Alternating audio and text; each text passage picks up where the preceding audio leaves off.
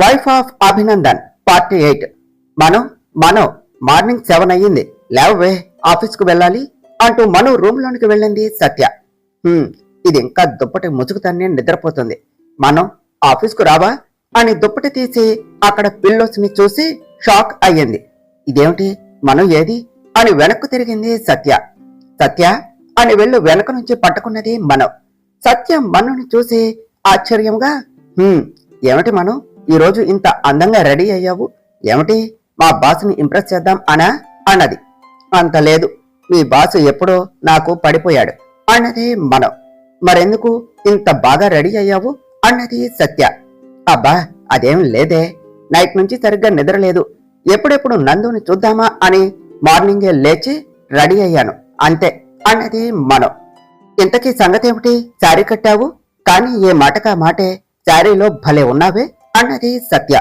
అవన్నీ తర్వాత, ముందు రెడీ అవ్వు, త్వరగా ఆఫీస్కి వెళ్దాము అన్నది మను. సరే, ముందు వెళ్ళి టిఫిన్ ప్రిపేర్ చేస్తాను అన్నది సత్య.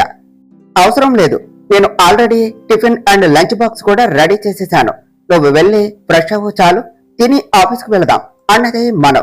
సరే ఆగవే తల్లి, మరీ సంబరపడిపోతున్నావు, అసలే అక్కడ అభి నీ మీద కొంచెం కోపంగా ఉన్నాడు, పైగా నిన్న బాగా ఓవర్ చేశావు, నువ్వే చూసావుగా, నిన్ను చంపేసేలాగా చూశాడు అన్నది సత్య.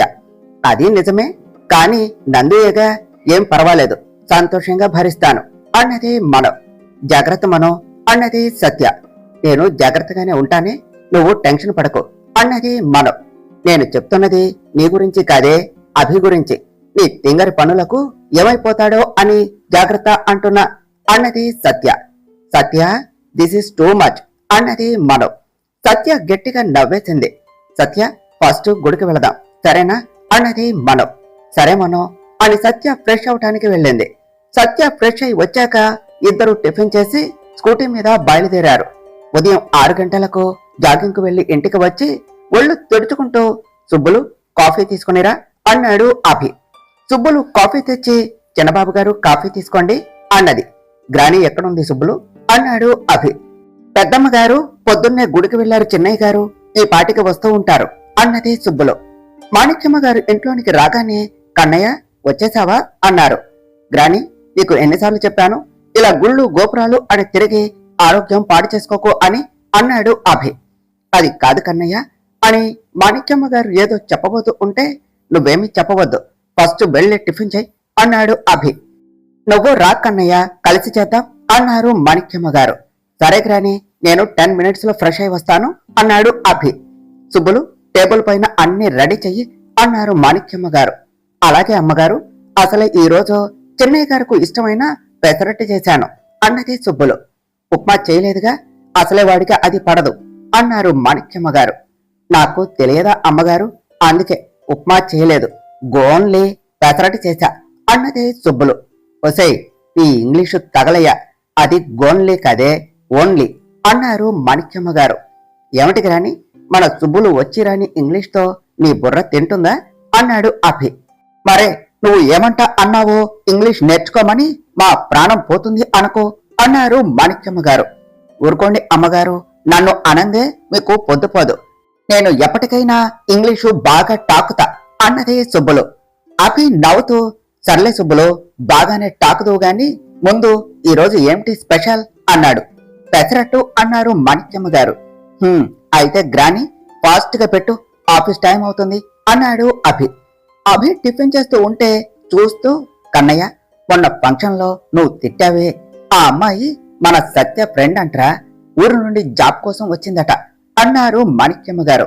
ఆ గ్రాని, నిన్ననే సత్య ఆఫీస్ కు తీసుకుని వచ్చింది అన్నాడు అభి. మహాలక్ష్మిలాగా ఉందిరా, ఆ అమ్మాయికి ఏదైనా మంచి జాబ్ ఇవ్వరా అన్నారు మాణిక్యమ్మ గారు. ఆఫీసులో జాబ్స్ అందం చూసేవారు, క్వాలిఫికేషన్ చూసి ఇస్తారు, అయినా నువ్వు బాధపడకు, తనకి జాబ్ ఇచ్చాను మన ఆఫీసులోనే, ఈ రోజే జాయినింగ్ అన్నాడు అభి. మంచిదిరా, ఇంతకీ ఆ అమ్మాయి పేరు అన్నారు మాణిక్యమ్మ గారు. మైత్రి అన్నాడు అభి. మంచి పేరు అన్నారు మాణిక్యమ్మ గారు. సరే గ్రాని, నేను ఆఫీస్కు వెళ్తాను అని ఆఫీస్కు వచ్చిన అభి ఎవరు విష్ చేసినా పట్టించుకోకుండా డైరెక్ట్ గా కోపంగా క్యాబిన్ లోనికి వెళ్లిపోయాడు. మనం ఈ పాటికి అభి వచ్చే ఉంటాడు, తనకసలు టైం టైం పంచువాలిటీ ఎక్కువ. మనం గుడికి వెళ్లి లేట్ అయ్యాం. మన మీద కన్ఫర్మ్ గా ఫైర్ అవుతాడు అన్నది సత్య. నేనున్నానుగా, యూ డోంట్ వర్రీ, నందుని నేను కూల్ చేస్తా అన్నది మను. సరే ఫస్ట్ అభి క్యాబిన్ కి పద, ఏమంటాడో అన్నది Satya. Excuse me sir, can I get in అన్నది మను. అభి సైలెంట్ గా ఏమీ మాట్లాడకుండా మను వాళ్ళ వైపు కోపంగా చూశాడు. సార్ కెన్ ఐ అని సత్య మాట్లాడబోతూ ఉండగా, సత్య నీ వాచ్ ఎక్కడైనా పోయిందా అన్నాడు అభి. సారీ సార్ అన్నది సత్య. అదేమీ కాదు సార్, దాని వాచ్ నేనే పెట్టుకున్నాను ఈ రోజు అన్నది మను. అభి మను వైపు సీరియస్ గా చూశాడు. అంటే అది ఈ రోజు జాబ్ కి ఫస్ట్ డే అని గుడికి వెళ్ళాం సార్. నేను అప్పటికి చెప్పాను మా సార్ కి time is money, money is time అని. మా సార్ లేట్ అయితే ఒప్పుకోరు, మేము త్వరగా వెళ్ళాలి అని. కానీ వాళ్ళు ఒప్పుకోలేదు సార్ అన్నది మను. ఎవరు అన్నాడు అభి. మాకంటే క్యూలో ముందున్న వాళ్ళు అన్నది మను. అభి గుర్రుగా మను వైపు చూశాడు. సారీ అభి అన్నది Satya. It's okay, but don't repeat this, you may go now. ఇంకా తను మిస్ మైత్రి అన్నాడు అభి. సార్ చెప్పండి, నేనే నేనే అన్నది మను. నేను మైత్రి ఎవరు అని అడగల, ఫస్ట్ చెప్పేది పూర్తిగా విను. నీకు కొంచెం తొందర ఎక్కువ, కొంచెం ఆగు అన్నాడు అభి. ఓకే సార్ అన్నది మను. ఇక్కడ నువ్వు ఎలా ఉండాలి, ఏం చేయాలి అనేది సత్యాన్ని అడిగి గైడెన్స్ తీసుకో. ఇంకా ఏమైనా డౌట్స్ ఉంటే అడుగు అన్నాడు అభి. ఓకే సార్ అన్నది మను. సత్య తనకు క్లియర్ గా ఎక్స్ప్లెయిన్ చెయ్యి, నా పిఏ ఎలా ఉండాలో చెప్పి తన లిమిట్స్ కూడా చెప్పు అన్నాడు అభి. ఓకే సార్ అన్నది సత్య. సార్ అని పిలిచింది మను. అభి కోపంగా చూశాడు. మను మనసులో ఎందుకు అభి నా మీద అంత కోపం, కానీ నీ ఏ ఫీలింగ్ అయినా నాకు ఇష్టమే, బికాస్ ఐ లవ్ యూ అనుకున్నది. ఏమిటి అన్నాడు అభి కోపంగా. థ్యాంక్స్ సార్ అన్నది మను. అభి తన ఎదురుగా వచ్చి తన కళ్ళలోనికి చూస్తూ అంతే ఉన్నాడు. మనసులో ఎందుకు ఆ కళ్ళు నన్ను అంత డిస్టర్బ్ చేస్తున్నాయి, ఎక్కడో చూసినట్టుగా అనుకున్నాడు. అదే ట్రాన్స్ లో ఉండే తనకు షేక్ హ్యాండ్ ఇచ్చాడు. వెంటనే తేరుకొని విసుగ్గా హ్యాండ్ వెనక్కు లాగేసుకున్నాడు. మైత్రి రా అని అక్కడి నుండి బయటకు తీసుకుని వెళ్లి, మను ఎందుకు ఆ కళ్ళలో ఆ నీరు, డోంట్ గెట్ ఎమోషనల్ అన్నది సత్య. ఏమో తెలియదు సత్య, నందుని చూస్తే తన గుండెల్లో బాధ నా కళ్ళల్లో నుండి వస్తున్నది అన్నది మను.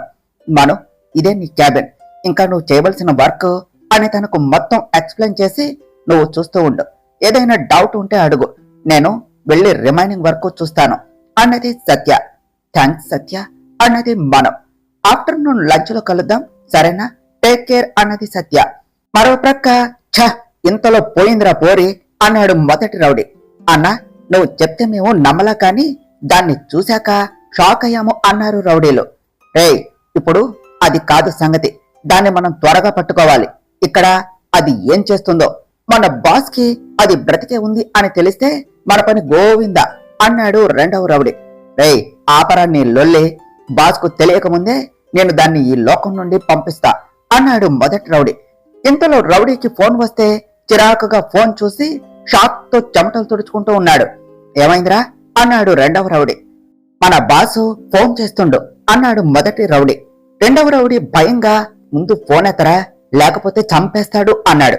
మొదటి రౌడీ భయంగా ఫోన్ ఎత్తి బాస్ అన్నాడు. ఏందిరా ఇంతసేపు ఫోన్ తీయలా అన్నాడు బాస్.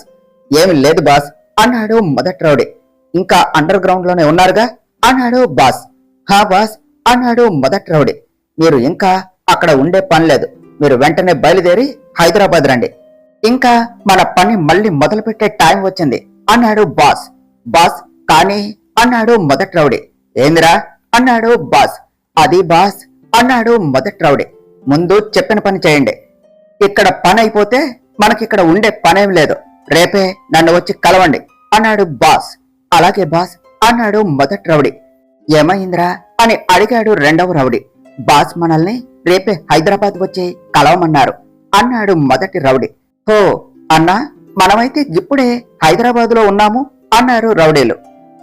చెప్పండ్రా మనం ఎందుకు వచ్చామో, ఎవరిని వెతుకుతున్నామో అని, అప్పుడు మనల్ని అందరినీ షూట్ చేసి పారేస్తారు అన్నాడు మొదటి రౌడీ. నిజమేరా, రేపు మనం బాస్ని కలిసి జాగ్రత్తగా ఉండాలి, ఆయనకు ఇవన్నీ చెప్పకూడదు అన్నాడు రెండవ రౌడీ. ఆ జర్నలిస్టు పోరి కూడా ఇక్కడే ఉన్నది. మరి బాస్ చూస్తే మన పని అంతే అన్నాడు మొదటి రౌడీ భయంగా. అప్పుడు చూద్దాం. ఇప్పుడైతే మనం బేఫికర్ కాకుండా ఉండాలి. బాస్ కి అనుమానం రాకుండా చూడాలి. త్వరగా గల్లీ గల్లీ వెతికి దాన్ని పట్టాలి అన్నాడు రెండవ రౌడీ. మను, ఏం చేస్తున్నావు అన్నది సత్య. ఒసే సత్య, అలా పెద్దగా మను మను అని అరవకే. మీ బాస్ వింటే నా పని అంతే అన్నది మను. సర్లే, అలాగే పిలుస్తా. మైత్రి గారు ఏం చేస్తున్నారు అన్నది సత్య. ఏముంది, ఇచ్చావుగా, ఫైల్ చెక్ చేస్తున్నాను అన్నది మను. మను, నీకు నాకు ఈ ఒక్కరోజే ఛాన్స్. రేపటి నుండి మీ హీరో పక్కనే ఉండాలి. పద, లంచ్ చేద్దాం అన్నది సత్య. నిజమా? అయితే నేను హ్యాపీ అన్నది మను. అదేంటే అన్నది సత్య. మరి రేపటి నుండి నందు పక్కనే అంటే మాటలా? నా బంగారాన్ని చూస్తూ బతికేయచ్చు అన్నది మను. మను, నేనొకటి అడగనా అన్నది సత్య. మన మధ్య మొహమాటమా? అడుగు అన్నది మను. అభి నీ మీద ద్వేషంతో ఆడవాళ్ళంటే కోపంగా ఉన్నాడు. చూసావుగా, నువ్వా నేనే మను అని చెప్పవు. నిజం తెలియనంత వరకు అభి నమ్మడు. మరి ఏం చేద్దామని అభి పక్కనే ఉంటావు అన్నది సత్య. లవ్ చేద్దామని అన్నది మను. క్లారిటీగా చెప్పవే అన్నది సత్య. నిజమే సత్య, అభికి నేనంటే కోపమే. కానీ నిజం తెలిస్తే నా కోసం ప్రాణమిస్తాడు. నాకు కావలసింది అది కాదు, అభిని కాపాడుకోవటం, అభి ప్రేమను దక్కించుకోవటం అంతే అన్నది మను. సత్యకు అర్థం కాక ఆలోచిస్తూ ఉన్నది.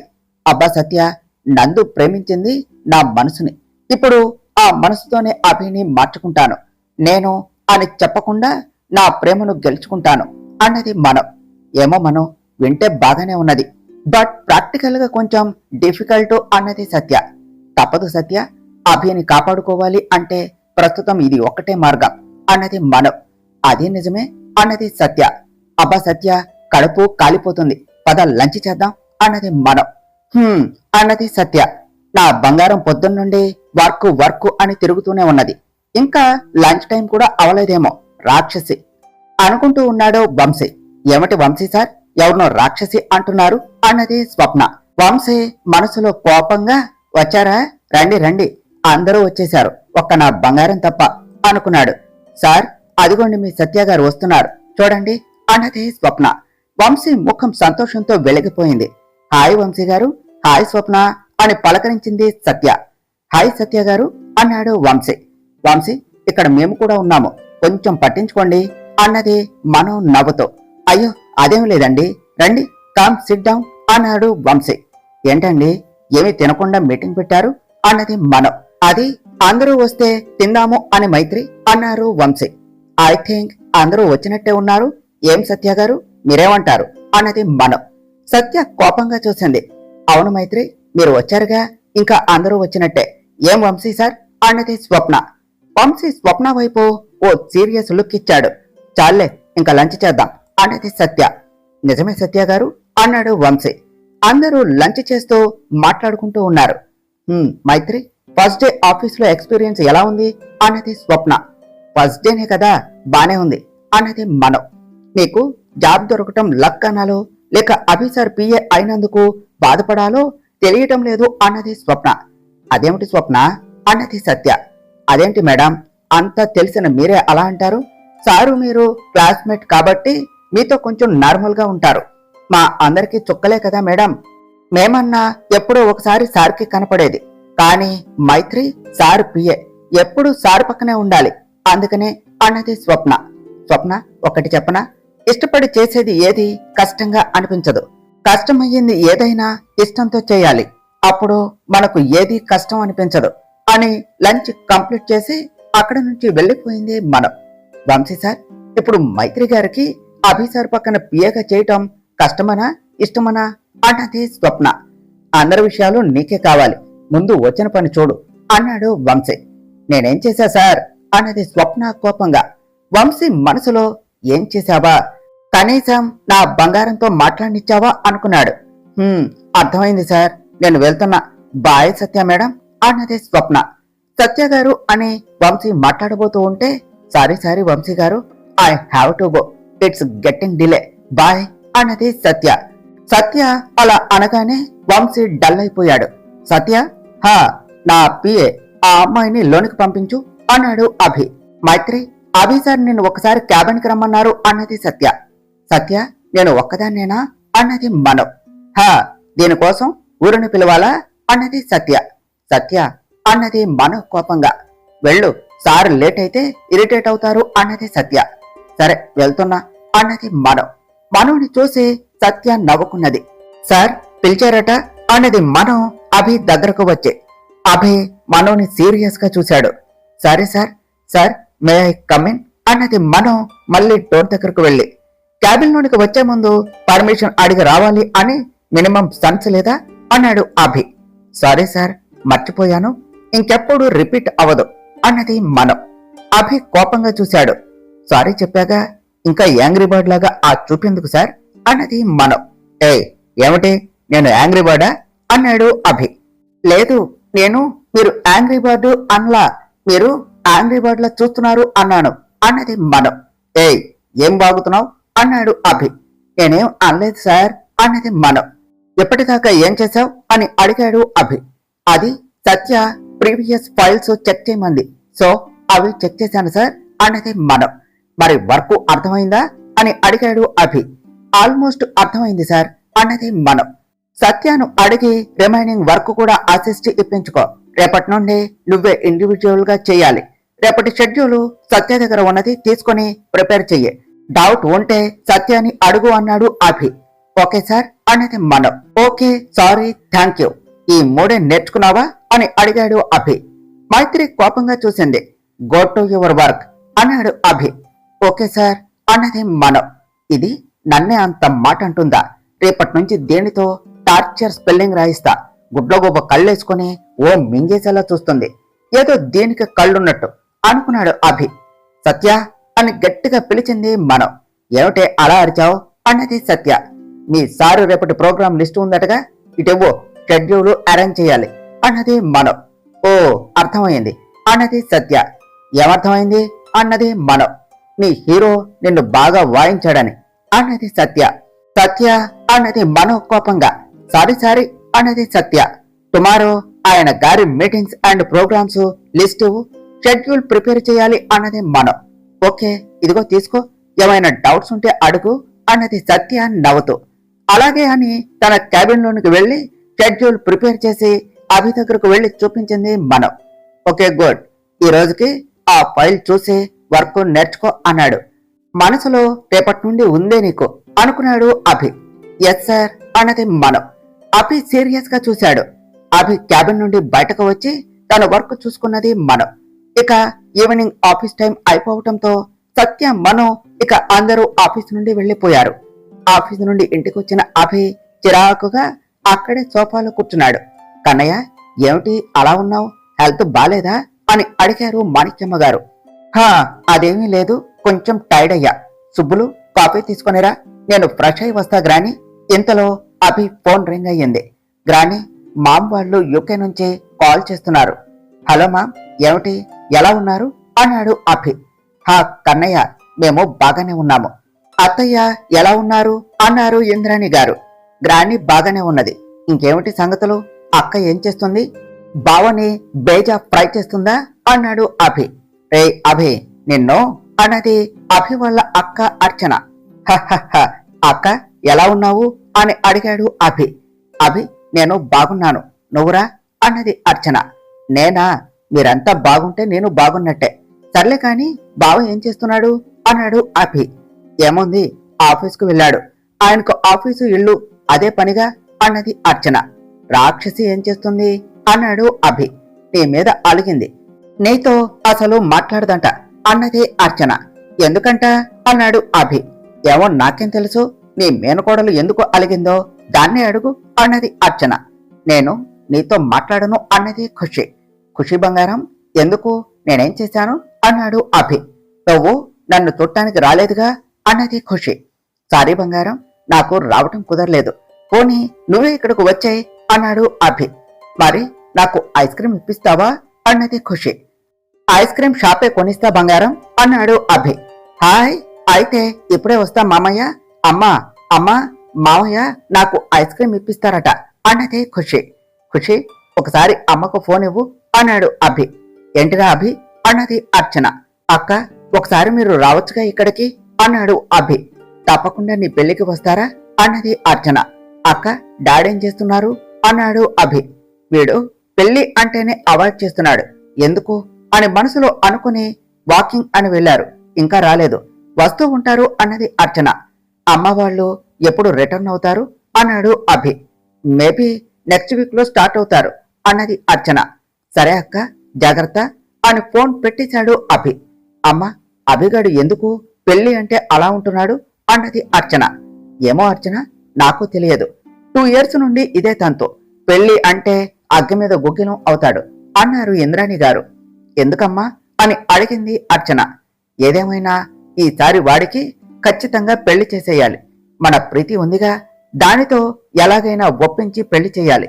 మేము ఇంకో 1 week లో స్టార్ట్ అవుతాముగా. వెళ్ళిన వెంటనే ప్రీతిని ఇండియాకు రమ్మని అభిని ఒప్పించి పెళ్లి చేసేస్తా అన్నది ఇంద్రాణి. అర్చన మనసులో ఆ ప్రీతి పైకి కనిపించేంత మంచిది కాదు అని అనిపిస్తున్నది. కానీ అమ్మేమో దాన్ని గుడ్డిగా నమ్ముతున్నది. అభికి అదంటే అస్సలు నచ్చదు. కానీ అమ్మంటే ప్రేమ. మరి దాన్ని పెళ్లి చేసుకుంటాడా? అసలు అభి పెళ్లికి ఎందుకు ఒప్పుకోవటం లేదు? ఒకవేళ ఎవరినైనా అని ఆలోచిస్తూ ఉన్నది అర్చన. అర్చన, ఏమిటమ్మా మాట్లాడుతూ ఉంటే ఎక్కడో ఆలోచిస్తున్నావు అన్నారు ఇంద్రాణి. అదేమీ లేదమ్మా అన్నది అర్చన. ఖుషి, పొద్దున్నే వాకింగ్ కి రాకుండా ఎక్కడికి పోయావే అన్నారు అప్పుడే అక్కడకు వచ్చిన మనోహర్ గారు. అమ్మో తాతయ్య, నేను నీతో రాను అని తన గదిలోనికి పారిపోయింది ఖుషి. రండి నాన్న, కాఫీ తాగుతారా అని అడిగింది అర్చన. ఏమిటి ఇంద్రాణి ఆలోచిస్తున్నావు అన్నారు మనోహర్ గారు. ఏమీ లేదండి, ఇప్పుడే అభికి కాల్ చేశాము అన్నారు ఇంద్రాణి. ఎలా ఉన్నాడు అన్నారు మనోహర్ గారు. అంతా బాగానే ఉంది అన్నారు ఇంద్రాణి. మరి ఎందుకు అలా ఉన్నావు అన్నారు మనోహర్ గారు. అభి పెళ్లి గురించి, వాడి పెళ్లి అయితేనేగా మనం మిగతా వాళ్ళ పెళ్లిళ్ళు చేయగలం అన్నారు ఇంద్రాణి. అదే నిజమే, కానీ అభి పెళ్ళంటే ఒప్పుకోవటం లేదు. మరి ఏం చేద్దాం అన్నారు మనోహర్ గారు. అదేమిటండి అలా అంటారు? ఎలాగైనా ఒప్పించాలి. మనం ఇండియా వెళ్ళిన తరువాత నా మేనకోడలు ప్రీతిని పిలుస్తాను. వాడిని ఎలా ఒప్పించాలో నాకు తెలుసు. ఇక ఆగి లాభం లేదు అన్నారు ఇంద్రాణి. అమ్మా, అవన్నీ తర్వాత, ముందు ఈ కాఫీ తాగండి అన్నది అర్చన. అన్నారు మనోహర్ గారు. తరువాత ఏమి జరిగిందో నెక్స్ట్ పార్ట్ లో తెలుసుకుందాం ఫ్రెండ్స్. డియర్ ఫ్రెండ్స్, మీకు కనుక ఈ కథ నచ్చినట్లయితే మీ అభిప్రాయాలను కామెంట్ల రూపంలో తెలియచేయండి. ఈ వీడియోను లైక్ చేయండి, షేర్ చేయండి. మా ఛానల్ను సబ్స్క్రైబ్ చేసుకోండి ఫ్రెండ్స్. Thank you.